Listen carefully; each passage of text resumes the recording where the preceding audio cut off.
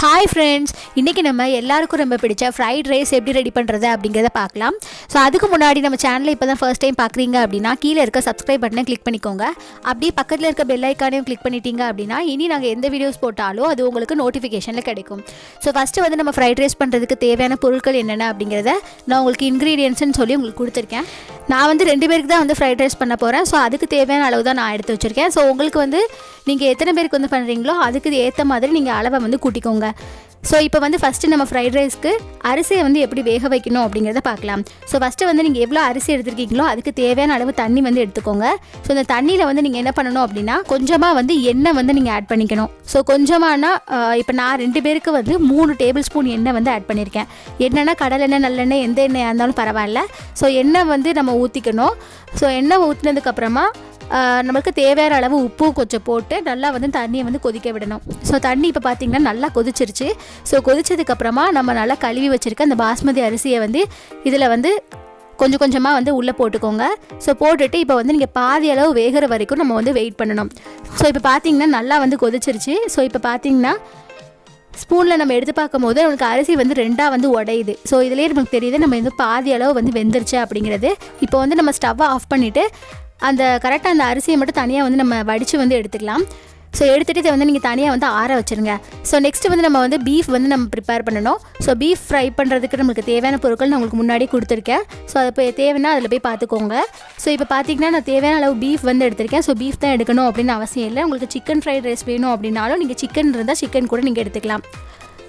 So இந்த பீஃபை வந்து நான் என்ன பண்ணியிருக்கேன் அப்படின்னா கொஞ்சம் உப்பும் கொஞ்சம் இஞ்சி பூண்டு பேஸ்ட்டும் போட்டு நல்லா வந்து அவிச்சு எடுத்து வச்சுருக்கேன். ஸோ இப்போ பொரிக்கிறதுக்கும் நம்ம வந்து எக்ஸ்ட்ராவாக கொஞ்சம் இஞ்சி பூண்டு பேஸ்ட்டு, அப்புறம் வந்து மிளகாய்த்தூள், அதுக்கப்புறம் கொஞ்சமாக கடலை மாவும் கொஞ்சம் கார்ன்ஃப்ளவர் மாவும் ஆட் பண்ணிவிட்டு அப்புறம் கொஞ்சம் கேசரி கலர் உங்களுக்கு விருப்பம்னா போட்டுக்கலாம் கலருக்காக. ஸோ கொஞ்சம் கேசரி கலரும் போட்டு நல்லா வந்து கொஞ்சமாக தண்ணி விட்டு அதை நல்லா வந்து பிசைஞ்சி வந்து பேஸ்ட் மாதிரி வந்து ரெடி பண்ணிக்கோங்க. ஸோ நிறைய வந்து தண்ணி விட்டுற வேண்டாம், ஏன்னா ஆல்ரெடி வந்து அவிச்ச கறி வந்து பசையாக தான் இருக்கும். ஸோ வந்து நீங்கள் கொஞ்சமாக தண்ணி விட்டாலே அந்த மாவு எல்லாமே பெரண்டு கரெக்டாக வந்து நம்மளுக்கு பேஸ்ட் மாதிரி வந்துடும். ஸோ இந்த மாதிரி நல்லா வந்து பெரட்டி அதை ரெடி பண்ணி வச்சுக்கலாம். ஸோ இதை வந்து நம்ம ஒன்று ஒன்றா அடுப்பில் போட்டு பொரிக்க போகிறோம்.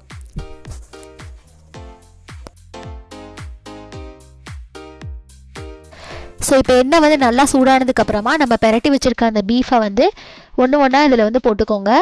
ஸோ போட்டுட்டு நல்லா வந்து ஃப்ரை பண்ணி அதை தனியாக வந்து நம்ம எடுத்து வச்சுக்கலாம்.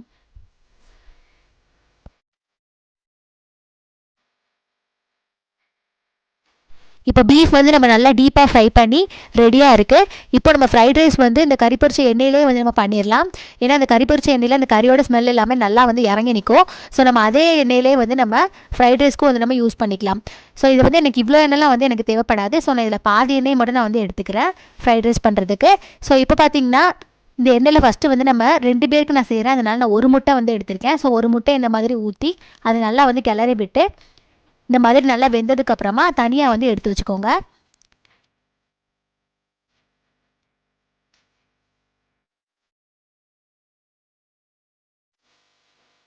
ஸோ இப்போ பார்த்தீங்கன்னா இஞ்சியும் பூண்டையும் இந்த மாதிரி சின்ன சின்னதாக வந்து கட் பண்ணி எடுத்து வச்சுருக்கேன். ஸோ இதை வந்து ஃபஸ்ட்டு நம்ம வந்து போட்டுக்கலாம்.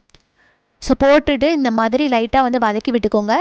ஸோ வதக்கினதுக்கப்புறமா நம்மக்கிட்ட இருக்க காய்கறி வந்து கொஞ்சமாக, அதாவது எல்லா காய்கறியும் வந்து இதில் ஆட் பண்ணக்கூடாதுன்னு என்னென்ன எடுத்து வச்சுருக்கேன் அப்படின்னா கேரட்டு, கோஸு, பீன்ஸு, அப்புறம் பெரிய வெங்காயம். ஸோ இது மட்டும் தான் எடுத்து வச்சுருக்கேன். ஃபஸ்ட்டு வந்து நம்ம பெரிய வெங்காயத்தை வந்து ஆட் பண்ணிக்கலாம். ஸோ பெரிய வெங்காயம் வந்து நான் ஒரே ஒரு பெரிய வெங்காயம் தான் வந்து எடுத்திருக்கேன் 2 பேருக்கு பண்ணுறதுனால. ஸோ வெங்காயம் வதங்கும் போது இந்த இடத்துல வந்து நீங்கள் குடைமிளகாய் உங்ககிட்ட இருந்துச்சு அப்படின்னா கண்டிப்பாக வந்து இந்த இடத்துல நீங்கள் ஆட் பண்ணிக்கோங்க. பட் என்றைக்குன்னு பார்த்து என்கிட்ட இல்லை. ஸோ அதனால் நான் ஆட் பண்ணல. பட் இருந்தால் கண்டிப்பாக ஆட் பண்ணிக்கோங்க. அடுத்து வந்து நம்ம வெட்டி வச்சுருக்க கோஸை வந்து இதில் வந்து ஆட் பண்ணிக்கலாம். ஸோ அடுத்ததாக வந்து கேரட், அதுக்கப்புறம் நம்ம வெட்டி வச்சுருக்க பீன்ஸ். ஸோ இது எல்லாத்தையும் சின்ன சின்னதாக தான் நம்ம கட் பண்ணி எடுத்துருக்கணும். ஸோ எல்லாத்தையும் வரிசையாக வந்து இந்த மாதிரி ஆட் பண்ணி ஒன்று ஒன்றா போட்டு இந்த மாதிரி வதக்கிக்கிட்டே இருக்கணும். ஸோ இப்போ நம்ம ஏற்கனவே தனியாக எடுத்து வச்சுருந்த முட்டையும் வந்து இதில் ஆட் பண்ணிக்கலாம்.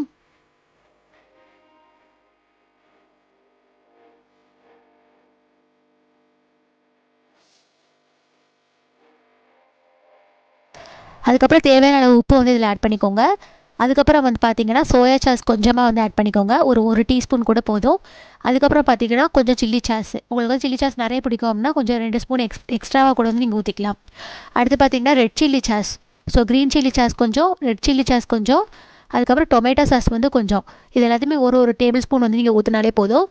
ஸோ இது எல்லாத்தையுமே ஊற்றிட்டு நல்லா வந்து கிளறி விட்டுக்கோங்க.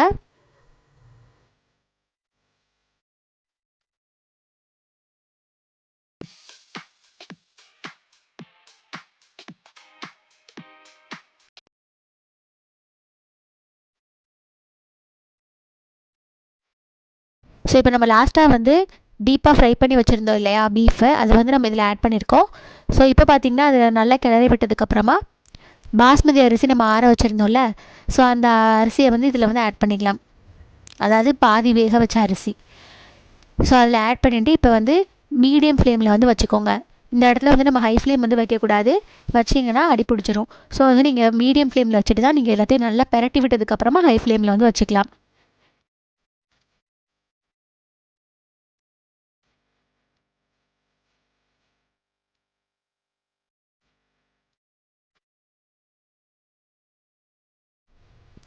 ஸோ இப்போ நல்லா பெரட்டியாச்சு.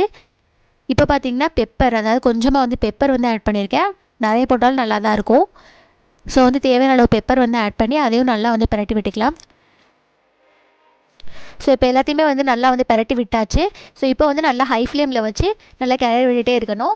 ஸோ சோறு வந்து நல்லா வந்து வெந்துட்ட மாதிரி தெரிஞ்சு அப்படின்னா உங்களுக்கு வந்து கரெக்டான கன்சிஸ்டன்சியில் இருக்குன்னு அர்த்தம். ஸோ வந்து உங்களுக்கு கரெக்டான கன்சிஸ்டன்சி வந்தோன்னே நீங்கள் வந்து ஸ்டவ்வை வந்து ஆஃப் பண்ணிடலாம்.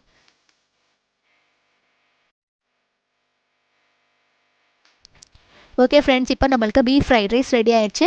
இது நீங்களும் உங்கள் வீட்டில் ட்ரை பண்ணி பாருங்கள். ட்ரை பண்ணி பார்த்துட்டு எங்களுக்கு கமெண்ட் பண்ணுங்கள். இந்த வீடியோ உங்களுக்கு பிடிச்சிருந்தா லைக் பண்ணுங்கள், உங்கள் ஃப்ரெண்ட்ஸ்க்கும் ஷேர் பண்ணுங்கள். அப்புறம் நம்ம சேனலை சப்ஸ்கிரைப் பண்ண மறந்துடாதீங்க. Thank you friends.